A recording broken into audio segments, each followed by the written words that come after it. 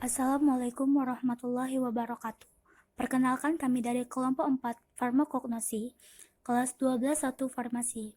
Di sini kami memiliki anggota Chania Aprilia, Lala Novita, Muhammad Fajri Dwilaga, Rizka Wulandari, dan Zaura Aderia.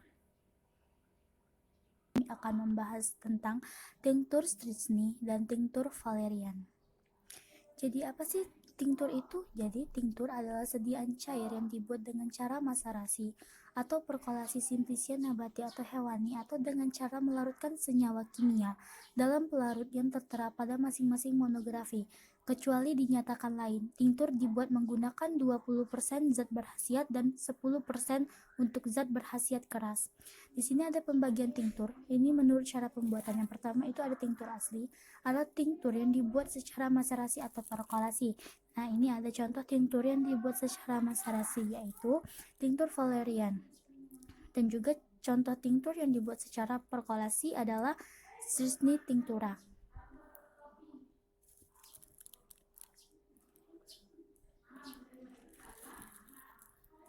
Nah, di sini ada tinctur tidak asli atau palsu adalah tinctur yang dibuat dengan cara melarutkan bahan dasar atau bahan kimia dalam cairan pelarut tertentu. Contohnya ada iodi tinctura dan Secchalis cornuti tinctura. Di sini ada menurut kekerasan atau perbandingan bahan dasar dengan cairan penyari, yaitu tinctur keras adalah tinctur yang dibuat menggunakan 10% simplisia yang berkhasiat keras. Contohnya itu adalah strychnine tinctura. Jadi strychnine tinctura ini selain dia adalah tinctur keras, dia juga adalah tinctur yang dibuat secara perkolasi.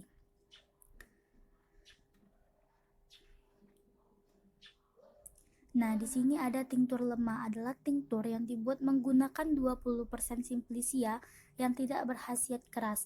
Contohnya ini ada valeriane tinctura. Jadi valeriane tinctura ini selain tinctur lemah, dia juga adalah tinctur yang dibuat secara maserasi.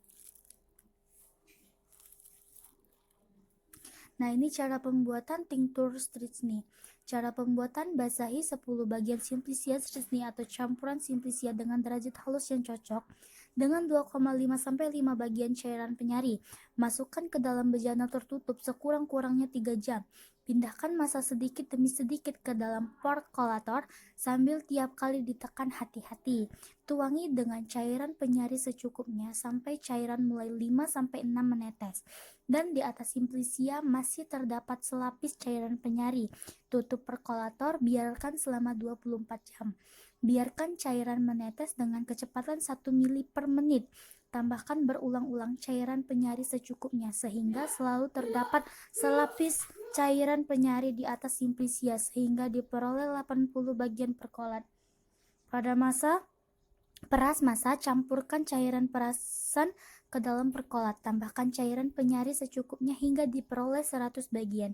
Pindahkan ke dalam bejana tertutup. Biarkan selama 24 hari di tempat sejuk, terlindungi dari cahaya, endap, tuang atau sarik. Jika dalam monografi tertera penetapan kadar, setelah diperoleh 80 bagian perkolat, tetapkan kadarnya. Atur kadar hingga memenuhi syarat.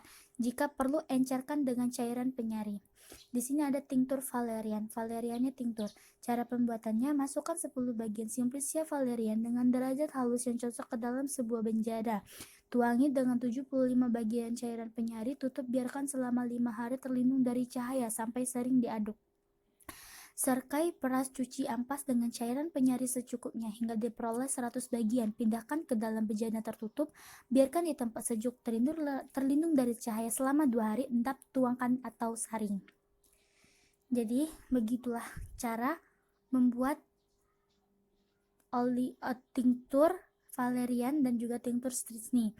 Jika ada yang ingin ditanyakan silakan, dan terima kasih telah menonton video ini. Semoga bermanfaat. Wassalamualaikum warahmatullahi wabarakatuh.